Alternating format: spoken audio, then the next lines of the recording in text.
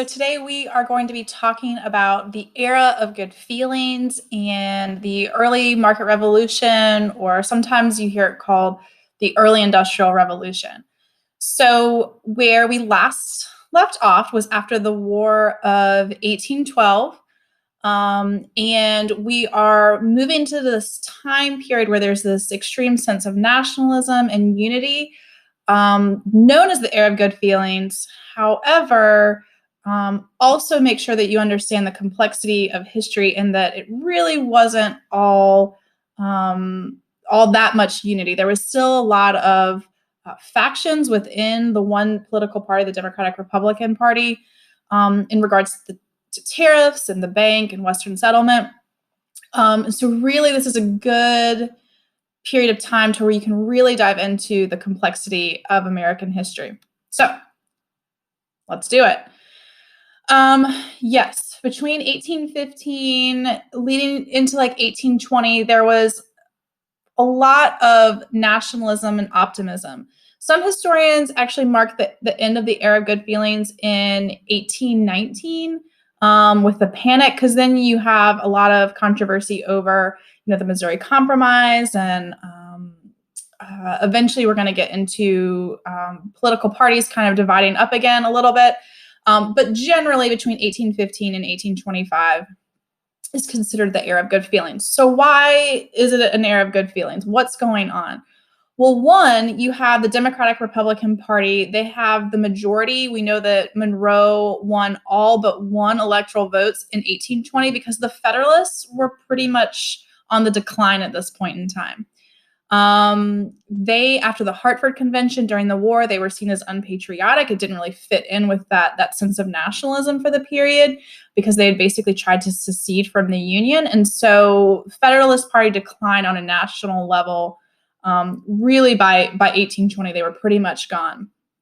Now, this unity is mostly a perception. Again, they're going to argue over tariffs, which are taxes on imported goods.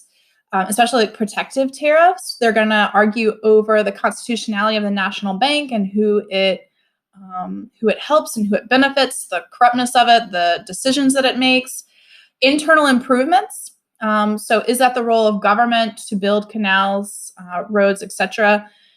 Public land sales. And in addition to that, as people are moving westward, and you can see how many states have been added by this point, as they are moving west, the division over the issue of slavery increases the country on a national level, okay? So what is nationalism? Nationalism is viewing your country kind of in this positive light, putting the interest of the nation ahead of regionally. So in the next lecture, we will talk about sectionalism, where you are prioritizing your region over that of the nation.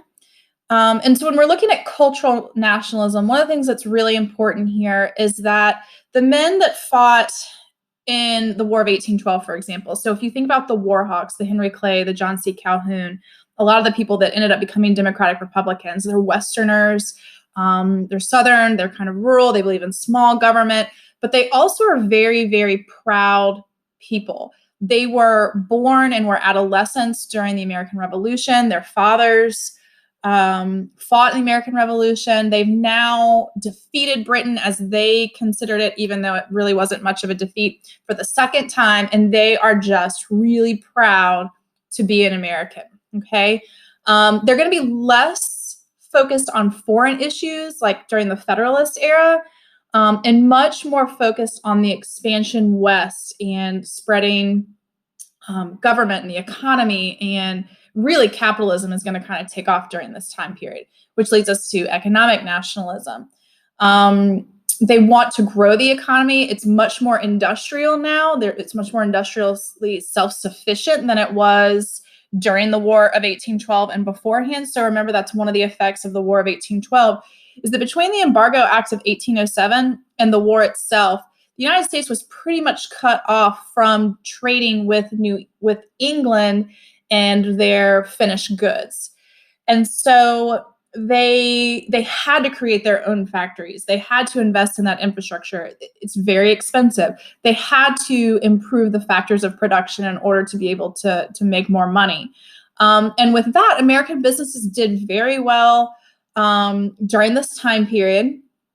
And they want to make sure that that's going to continue to happen. And that's really why you have new protective tariffs. So the tariff of 1816, they were worried that when the war was over, that British goods were now going to kind of flood the market and cause prices to drop from American-made companies. So what they did is they put a tariff on the British goods so that Americans would continue to only buy American-made goods. It is the first protective tariff in American history. It will not be the last, and it will cause a lot of problems, or division, really, between two different political parties, very similar to that of the Federalists and the Democratic Republicans.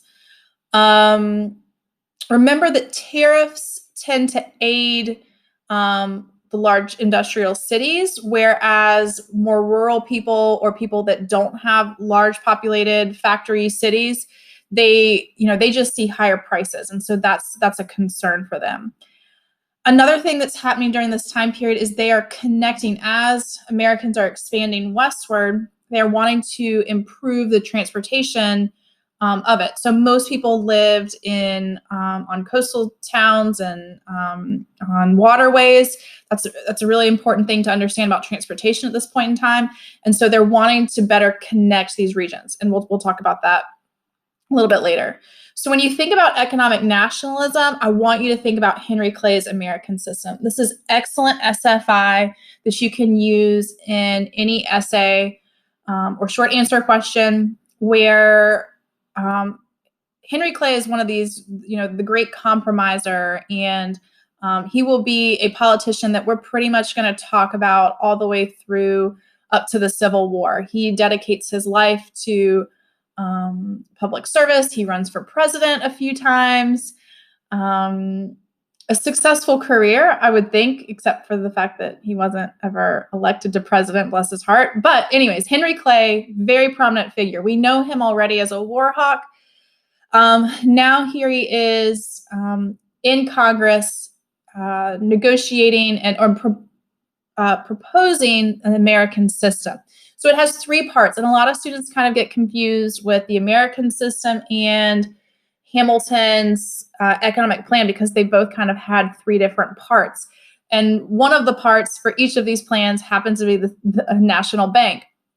So just remember that Henry Clay's is second. It's kind of the same idea. He definitely wants an industrial America that promotes, but for him, it's more about connecting the farmers and the cities.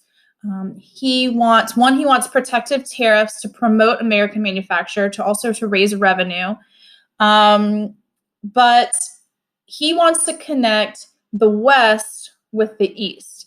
And so he wants to use money for internal improvements. So use the revenue from these tariffs to fund a national transportation system, roads and canals. A canal is when you're connecting two bodies of water. So it's a man-made river, if you will, that might connect a lake and a river, or two rivers, or the ocean to a city from a river. But that's basically the purpose of it. Okay. The Second National Bank, they want to bring that back because it did expire right before the War of 1812. That was just kind of the Democratic Republicans of the period. So notice that though the Federalists are pretty much on the decline, the Democratic Republicans have adopted a lot of their policies, especially their fiscal policies. So if you look at the protective tariffs, if you look at the national bank and a national currency, those are things that the Democratic Republicans have kind of absorbed from the Federalist Party. So even though there's only one party, technically, there were people in Congress that disagreed with Henry Clay's American system, even though they were part of the same party. So there's factions within it. And it might have been that they might have disagreed over the tariff part or maybe the internal improvements part. So it's very similar to that of kind of like the Federalists and the Anti-Federalists of the Constitution, where they formed these factions, not necessarily parties. But because this is a period where there's only one political party, they did form factions around more specific issues. So, credit.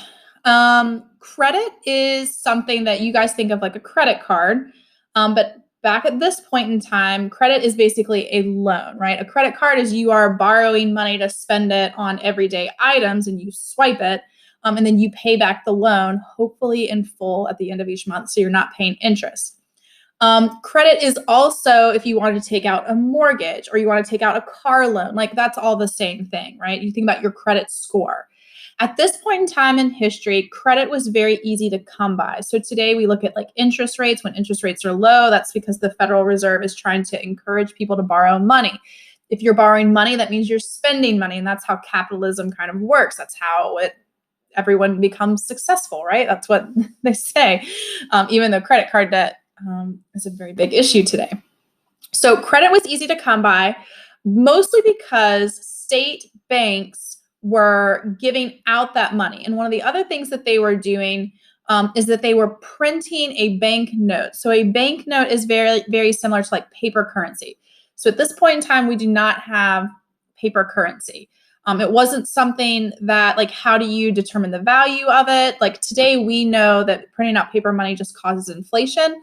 That was kind of a new thing for that period. So to keep things simple, you would have this, it's called specie, which is gold and silver. So it's hard money. And this is something that we're also going to talk about multiple times throughout the next few decades of when you have these economic panics, most of the time it's because state-run banks were printing out more paper money, so bank notes, which basically means, so instead of walking around every day with gold and silver in your pocket, you would have these bank notes. And for the most part, you could exchange locally, you could exchange those bank notes just like how you would exchange paper money. There would be some trust in it.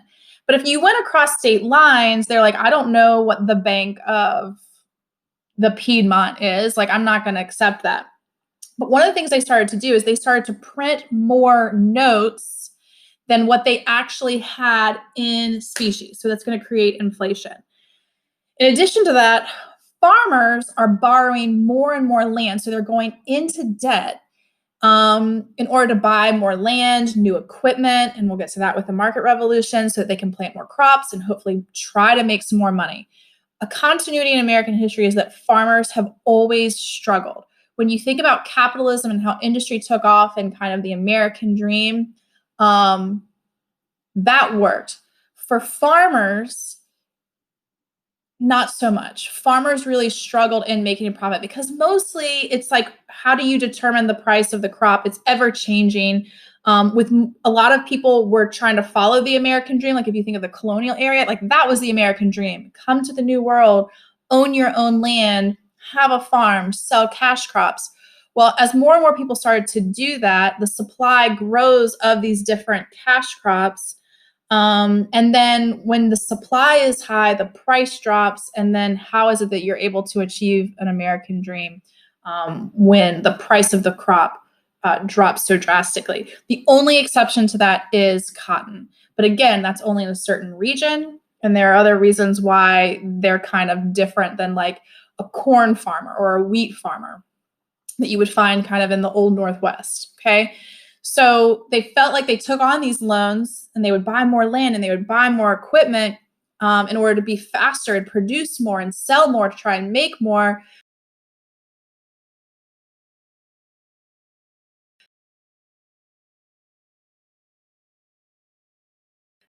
Equipment, but now like they're not pulling in enough money to like even pay normal bills or put food on the table. So as of 1818, the foreign demand is going to drop. Farmers had become dependent on those exports. And so now we have a really big issue on our hands. So the Bank of the United States tries to react.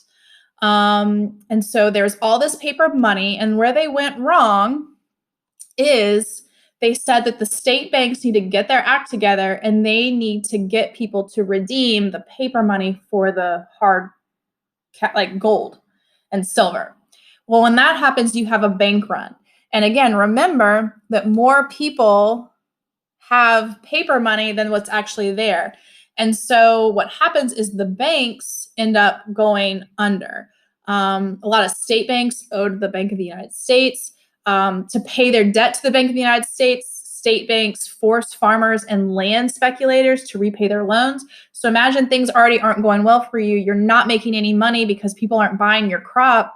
You're in debt. You can't pay back your loan. Like, you just can't even pay like the monthly, cost of it, of your mortgage. But imagine the bank coming to you and saying, hey, you remember that 20-year loan that you guys have? I'm going to need you to pay that like right now. Farmers didn't have the money. So the credit system basically collapses. Nobody was able to pay the banks. The banks weren't able to issue money for new loans, for the economy to grow. And that's why we don't do things like that anymore. And so you kind of had this recession, what we would kind of call it. And basically very few people were spending money. And with a capitalist style economic system of capitalism, that's not really, that's not very helpful. You want people spending money. Okay. So politically, what effects did that have? So a lot of the state banks started to close. We don't really have a Bank of North Carolina anymore. Unemployment was very high. You had lots of bankruptcies because people stopped spending money in the businesses because they didn't have their own money, whether they be farmers or the businesses that benefited from farmers. Because when farmers don't have money and they're the largest percentage of the population, they're not spending money at the butcher or the general store or the like buying new farm equipment or seed. Like, they're kind of like holding on to everything that they have. And that affects everyone else's businesses. So you had bankruptcies. People were thrown in jail for debt. That was something that carried over from Europe. We don't really do that anymore. Depression hurt worse in the West because that's where most of the farmers were. And what it did is it kind of shook the confidence that, like, hey, we're not invincible, especially of that time period where there was a lot of nationalism. And it's going to change a lot of voters' political views. So a lot of Westerners are wanting for like land reform, which we'll get into a little bit later. And there's a lot of opposition to the National Bank and to the idea of these debtors' prisons. With the National Bank, they didn't like kind of they felt like the bank should serve more to the people, and that it basically caused the problem. And there's no doubt about it. When you force a bank to get people to turn in their paper money for gold, I mean, there's a lot of people that went wrong, but it's also very similar to the Great Recession that happened in 2008, where banks kind of were being irresponsible, and then the people as a whole were the ones that had to suffer the consequences because of it. So looking at Western settlement between 1812 and 1820, the population west of the Appalachian Mountains is going to double. People are moving, and most of it has to do with the fact that a lot of land was acquired from Native Americans. So Native Americans have started to kind of flee further west. If you think about the Treaty of Greenville, and after Tecumseh was defeated by William Henry Harrison, Andrew Jackson defeated the Creek Indians and the Seminole Indians, eventually in Florida. And so that made people more comfortable in moving into like the frontier of what we've called it before. Economic pressure. Southerners are needing more land, right? They need fertile land. A lot of the soil on the east, it's been farmed now for, over 200 years. And if the practices aren't helping, there's a lot of soil depletion. And so those farmers are looking to new fertile soil, which is much more fertile in like Alabama and Mississippi along those rich rivers and rich deep soil. Okay. Also, what's going to help this is going to be the improved transportation of roads and canals, which I'll talk about a little bit later. Immigrants. A lot of immigrants are going to move into the United States between 1800 and 1860, in particular between 1820 and 1860. And they're looking west, especially the Germans and the Scandinavians. They're looking along the Ohio River Valley. They're looking along the Mississippi, just to kind of live out their American dream. The next thing is the territories applying for statehood are going to bring up these new questions about the expansion of slavery. So the first real issue we have with the competition between the North and the South over the institution of slavery spreading into the West is going to be with Missouri.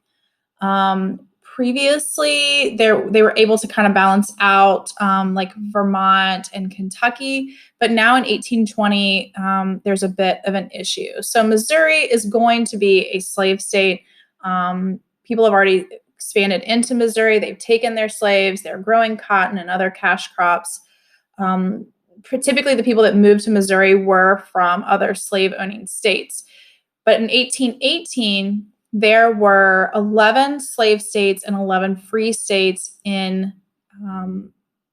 as a part of our union.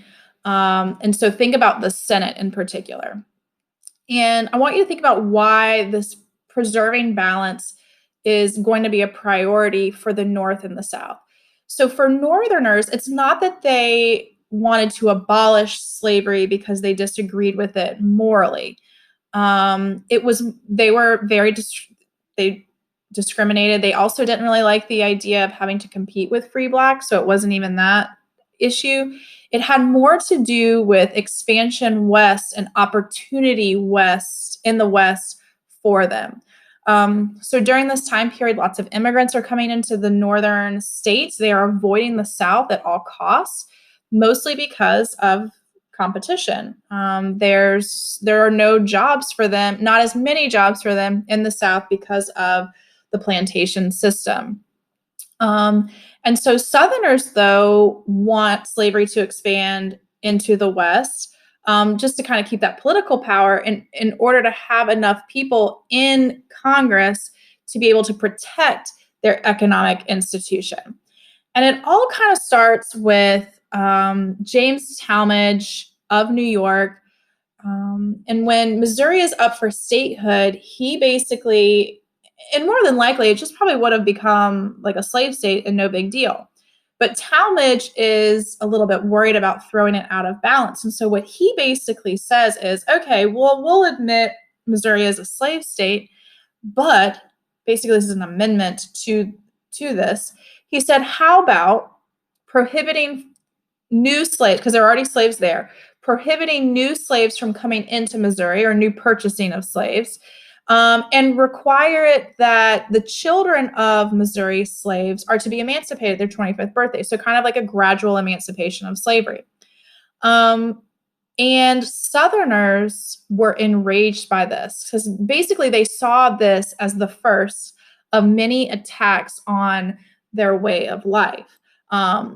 And it was their way of life. It was their economic way of life. It's going to become it's an important part of society that we'll talk about in the next lecture. And then obviously political. This is where it really becomes political. It's going to create a lot of division between the North and the South over the expansion of slavery. Because once that happens, once Southerners are all about spreading slavery, right? They just kind of want it to naturally happen where it felt necessary. But now it's going to be a part of what's going to become part of the Democratic platform, where their goal is to spread slavery as far west as they possibly can to protect it within Congress. Even though most Northerners weren't abolitionists. Okay, so now we have this big political upheaval. And the great compromiser, Henry Clay, comes forward and basically says, all right, we got to get this done. Here are 3 different steps to do this. And so they voted on each one individually in order to get this done. Missouri will be admitted as a slave state. To balance that out in Congress, they are going to divide Maine. So Maine was actually a part of Massachusetts. So they broke off that land and they said this is going to be the state of Maine. Maine is admitted as a free state. And to handle future situations, now remember, we only have the Louisiana territory at this point in time in history. They drew a line along the 3630 parallel, so you can see that in the map, that says any state admitted after this point north will be a free state.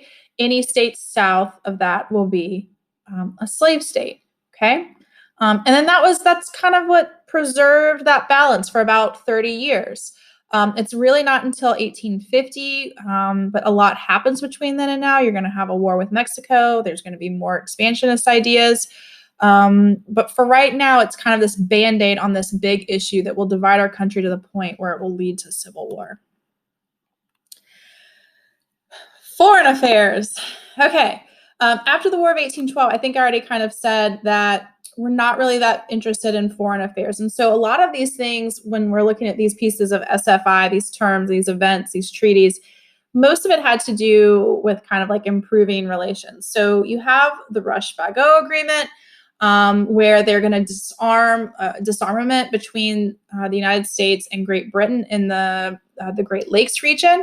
It limited the naval presence there. The Treaty of 1818 is where they kind of like, again, just like trying to improve relations, shared fishing rights, Oregon Territory, which will become an issue later, that they'll have joint occupation of that. Though remember Lewis and Clark's expedition out to Oregon, that kind of allowed us to lay a little bit more claim to the area. Like the American flag has flown over Oregon, but at this point in time, we've just basically agreed, because we're so far away from people actually settling there, that we'll just kind of have a joint occupation.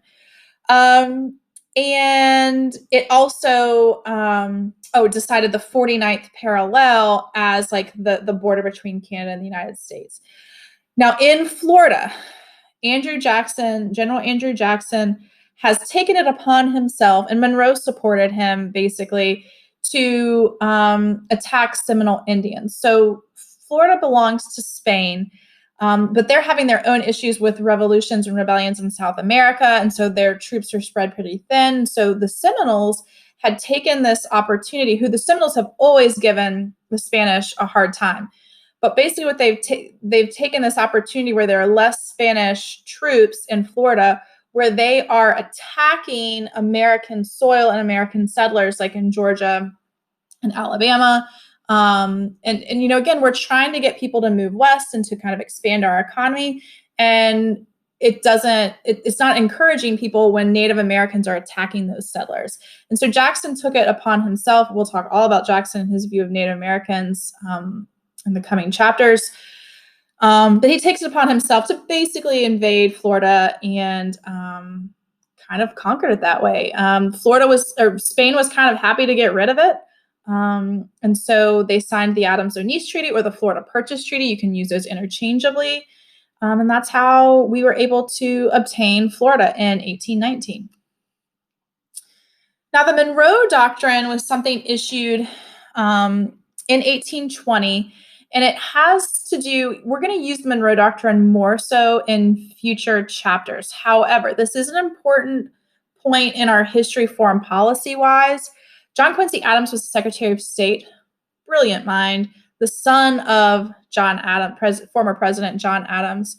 And he wrote this document because one of the big issues is they're worried that European powers are going to start trying to grab land in the Western Hemisphere, in the Americas. You have the Russians who are expanding down through Alaska and as far as to California in certain parts.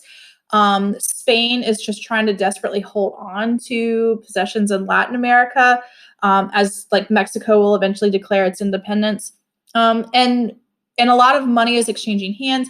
And basically what John Quincy Adams, Secretary of State, and President Monroe come to the conclusion of is that they are going to issue this doctrine that's going to state that they oppose any attempt by a European power to interfere in the affairs of a republic in the Western Hemisphere. Okay, so it's this, think about how proud you must be and how much nationalism and patriotism that you must be, where you feel as though you have the authority and the right to declare to European nations that they need to stay out of the Western Hemisphere. That's one thing that's really interesting about this. What's even more interesting is that they kind of listen to us. And again, this is all we're talking about right now, is that it was issued in 1820. But really, when we talk about imperialism and the Cold War and all of that kind of stuff, is when you're going to see presidents actually trying to invoke the Monroe Doctrine, that precedent that Monroe established all the way back in the 1800s. So let's talk about population growth. Population growth fueled the economy during this time. It provided workers and consumers. And so that's what's going to kind of allow for this early industrial revolution, this market revolution to work. And this is where we really see the first examples of American capitalism kind of thriving. So between 1800 and 1825, the population is going to double. And then it's going to double again between 1825 and 1850. A couple reasons. One, you have a higher birth rate, which means people are healthier. They feel more confident, so they're willing to expand their families. You got a lot of farmers, and they need the help on their farms. You have an influx of immigrants as well from Great Britain and Germany as well. And in addition to that, a high demand for slaves, which we'll talk about when we talk about the cotton gin. Another thing in taking all those people and spreading them west and trying to get them to span out is going to be the transportation revolution, which is kind of happening at the same time as the sense of economic nationalism. So most major settlements at this point in time were along a harbor or a river when you're looking at major cities and towns. The most efficient way to transport people was by waterways. It's just the easiest and it's the faster. When you looked at overland transportation using the carts and the wagons and the stagecoaches and the animals, it was way more expensive because it took a lot longer to do. So I always like the story. So shipping something less than 100 miles. So let's say from Winston-Salem to Raleigh, North Carolina, that's about 100 miles exactly. That would cost the same amount at this point in time as shipping something from New York to London. Okay. Because things could go, you had, things could break or animals could die, or it just took a long time. Okay. And so they did try to create kind of these national roads in order to promote, because not everyone could afford a boat or a ticket or whatever it might be. People were moving into the interior. They didn't always have access to water. And so you have the Lancaster Turnpike. So a turnpike basically means that you pay money to or a toll road where how do you pay for it, right? The maintenance of it. This is really more popular up north where basically the people that use it pay the fee, and that's what maintains the upkeep. Same thing with the National Road. Some of you have probably heard of the old wagon road that actually connects from Pennsylvania right through Louisville, Poptown. Some of you, it actually might go through your backyards. I've heard that people know that the old wagon road actually goes through their backyard. That is actually from even earlier in American history. That goes all the way back to the 1740s when the Moravians used it, but that actually goes all the way through Georgia. So there were examples of this before, but they're really difficult to navigate. They're rough on the wagons. And so what they were trying to do is to create a federal road that would promote people from traveling and trading and whatnot. Now, because it was so highly debated, is how are you going to use federal revenue and tax dollars to create a canal that only benefits one region, right? And so what ended up happening is they did create the National Road. It literally went from Maryland to Ohio, though. Only those people get to benefit from that. So a lot of these improvements ended up being things that the states did instead of the national government. Too big a government. But it was the right idea to promote trade between the Northeast and the Northwest and the Northeast and the South. One of the most successful examples of a canal and how it promoted trade and development and expansion and settlement is going to be the Erie Canal. So the Erie Canal is going to connect Lake Erie, which is connected to the Great Lakes, to the Hudson River, which empties into the Atlantic Ocean. Okay. And what this accomplished is, one, it created New York City becomes this epicenter of commerce because all of the availability of people moving into the old Northwest Territory, instead of just being self-sufficient farmers where they're isolated from the rest of the country or the rest of the world, by creating that simple little canal, and I'll show you guys in class, what they were able to accomplish was they can now grow wheat or corn as a cash crop, get it on a ferry boat in Chicago or Detroit or Buffalo. It goes through the Great Lakes, it goes across the Erie Canal, down the Hudson River, through the port of New York, and now it can go to Europe. The crops can go down the eastern seaboard to Richmond or Charleston or Savannah. So what it does is it allows those farmers to open up their market. They can sell to so many more people, which means they have more opportunity. So with that, more people are going to realize, hey, maybe I can move out that way. And it's really going to turn a lot of those cities or small little villages into large cities. Okay. So it's going to encourage westward settlement. It's going to lower the price of food.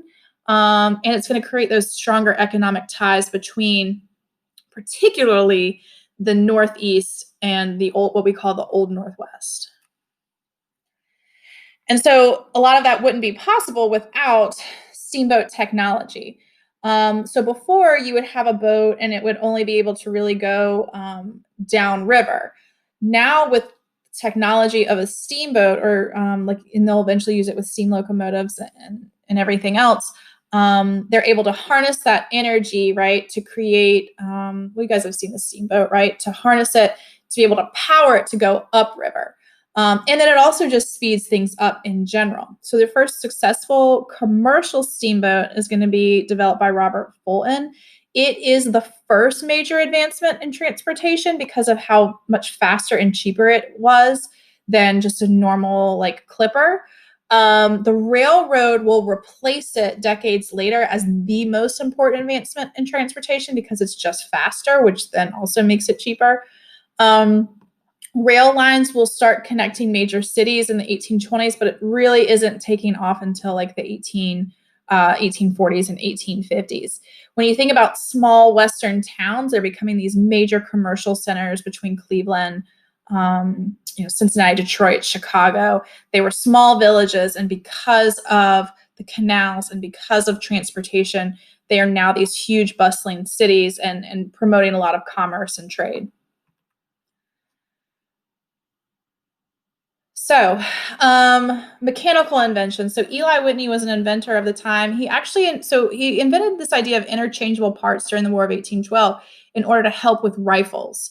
It becomes the basis of all mass production. So instead of but the downside is it's going to affect skilled labor. Because now what you can do is, so if your rifle broke, right? Well, that rifle was made by a blacksmith, and then he would have to make a specific piece that would, in order to be able to be fixed, versus just going to the general store or the hardware store and purchasing a piece that it can be replaced with. And so everyone is going to start using these as a part of their production method with this idea of interchangeable parts. Eli Whitney is also is responsible for the invention of the cotton gin, which will drastically change the role of slaves in this country,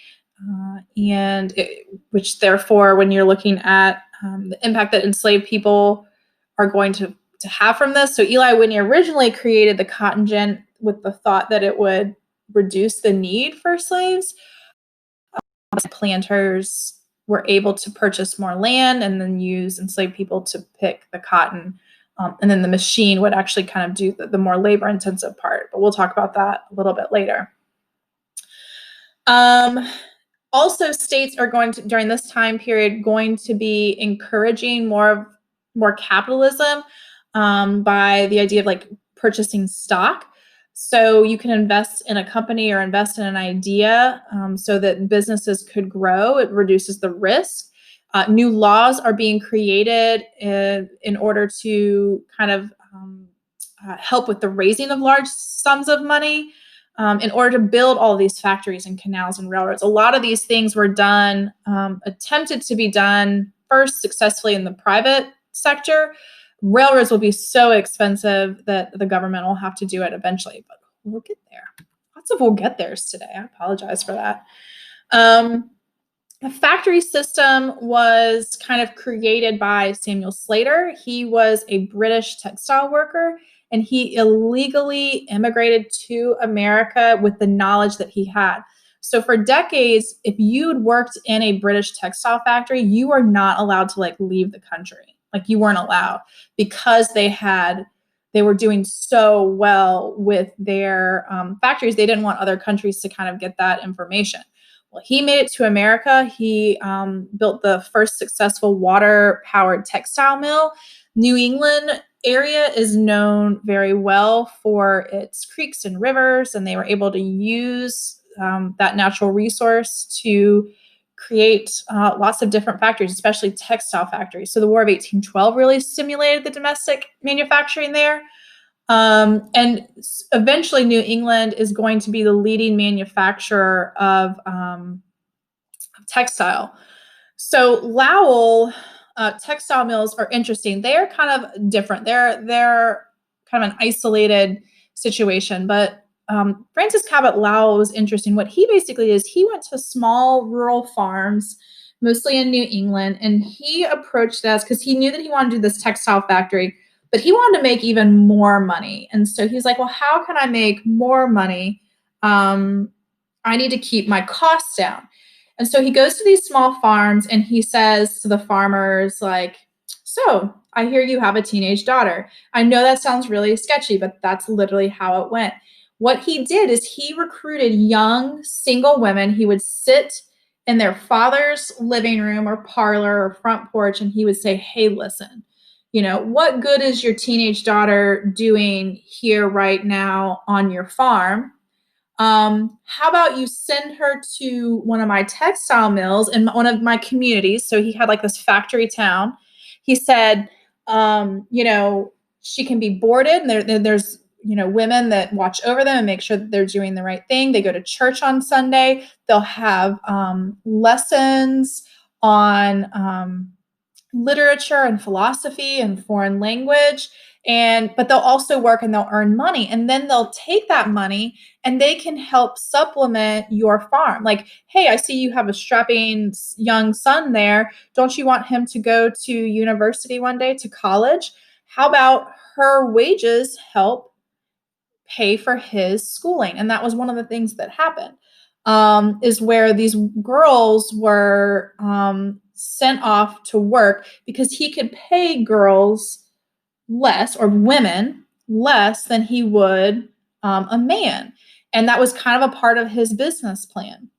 The other thing about it is, why a lot of men were like, yeah, that's an excellent idea, I'm definitely going to send my daughter, is the whole purpose of a woman, like at this point in time, is when she gets to the teenage years, your goal is to find a suitable husband for her.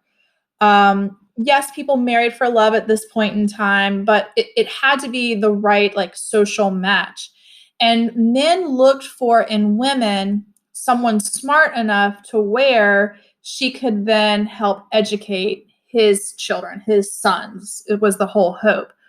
And if she was known as a Lowell girl, where she'd had kind of some education and she'd worked, and the thought was that she would become a more suitable wife, and hopefully he would get her married off a little bit quicker, and hopefully someone that could take care of her and not have to worry about it. Because that was the whole thing, is you wanted your daughter to get married off to someone who was going to be able to take care of her, that she wouldn't have to come back and live with you.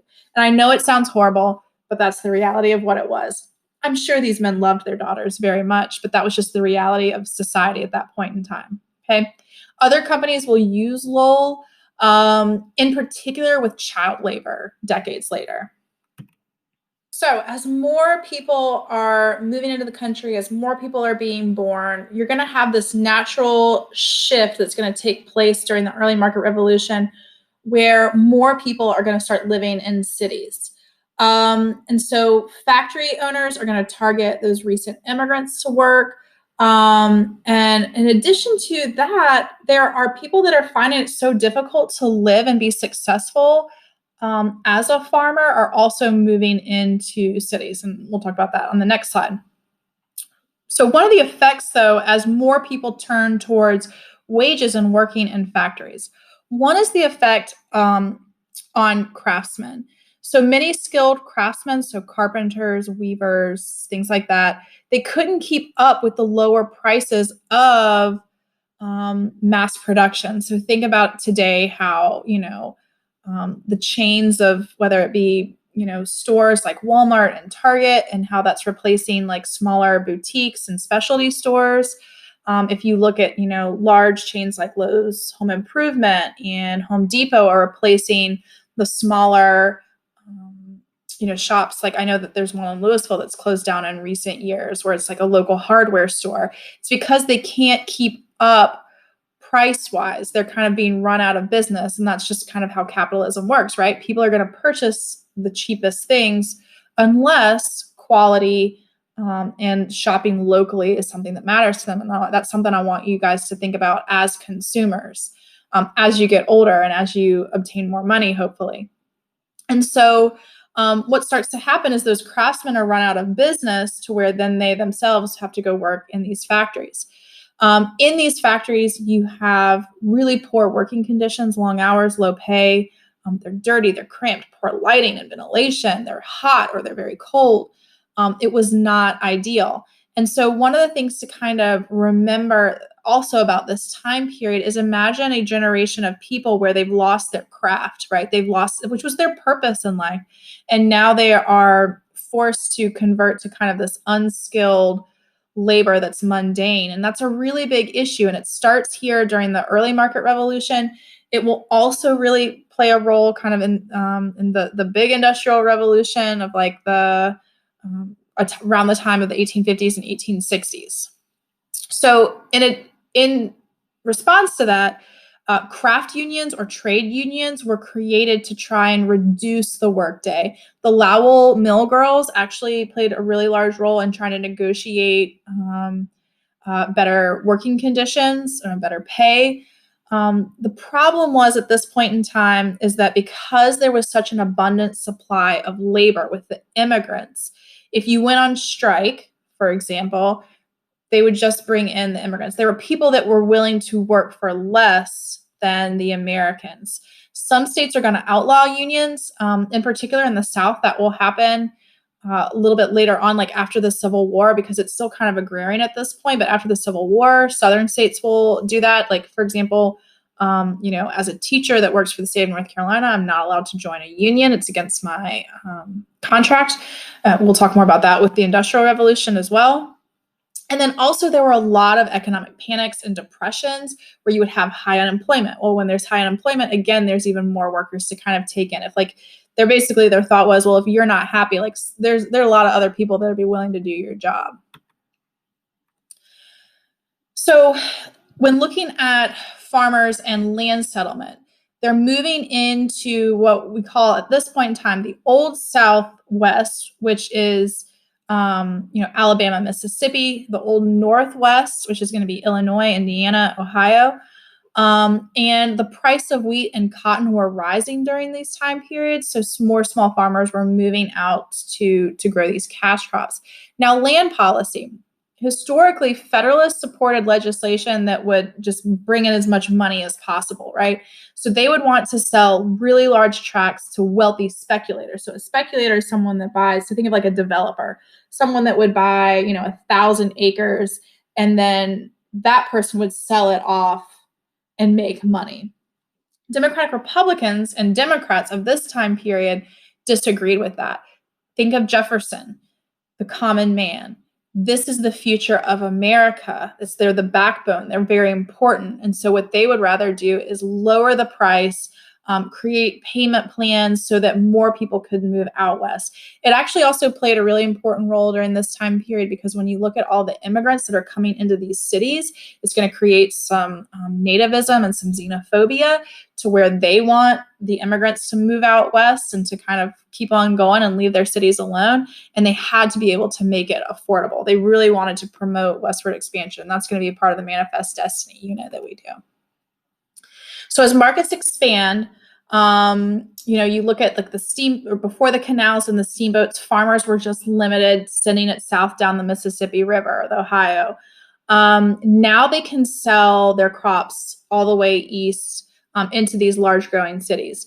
For cotton in the South, these farmers are investing their money. So whatever money they bring in, they are then investing it into slaves and land. Okay, so in Alabama and Mississippi, they don't have a ton of like capital, like money in their hand or money in the bank. Instead, it's being invested in the enslaved workers and the land itself. And that'll play a really large role as we, or important to think about as we move closer towards the Civil War. The last thing that we're going to talk about are the effects of the market revolution. So most important thing is that families are no longer self-sufficient. The farmers provide the food to the people in the cities, and in return, the people in the cities provide basic goods and like things that you would buy, right? So mass-produced goods. So anything from shoes, fabric, clocks, guns, whatever that you could imagine. Now, for most Americans, the standard of living is going to increase during this period of time, but that doesn't mean that like the standard of living is what we would think of like that would be acceptable forms of standard of living. For women, urban women are limited to two main occupations. Like you could work in domestic help or you could teach. So remember that the factory workers is still a minority of people were working as factories. When women got married, they did not work anymore. If you were a teacher, you got married, that was it. Which is kind of funny because that was even similar to what you would see like through the 1950s and 60s, especially like, or maybe you would be married and you would be working as a teacher, but when you got pregnant, a lot of women were fired the moment that their principals found out that they were pregnant, because most women ended up quitting after they had children. Rural and urban areas, women are going to gain some control of their lives, so less marriages are going to be arranged. Most women had fewer children. So if you're living in the city, remember that, that's more mouths to feed. If you're on a farm, because of equipment, it was more productive. And so, and I mean like, plows and reapers and things like that. So where you maybe didn't need to have as many children as the Puritans did. Legal restrictions are going to remain mostly the same. So with property laws, custody of children, women do not have the right to vote yet. Eventually, states are going to start doing that independently, but not as a nation. When looking at economic mobility, wages improve for the most part for urban workers. However, because capitalism is in full force at this point, the gap between the rich and the poor is going to increase. A lot of the laws, and when you're looking at stock and investors and education, that is going to allow for the wealthy generation to gain more wealth and the poor to kind of basically still remain poor, even though wages are higher, but so are the costs of goods. And that's going to create a gap in society as well. Social mobility is going to increase from one generation to the next. So that is a benefit. That's kind of that idea of the American dream. Like maybe your father was a poor farmer, but maybe he was able to send you to college and then you're able to become a lawyer or whatever. So that was possible. Economic opportunity was much better than it was in Europe. Okay. In the next lecture, we're going to talk a little bit more about the differences between the different regions and the increase in sectionalism. So we've kind of talked about commercial agrarian economy. We've talked about an industrial economy. But who were the people living in these regions? What was their day-to-day life like? What did they value? What was their ethnic background? And then also we're going to talk about the role of slavery in Southern society. as well. So I hope you learned something today, and I will see you next time.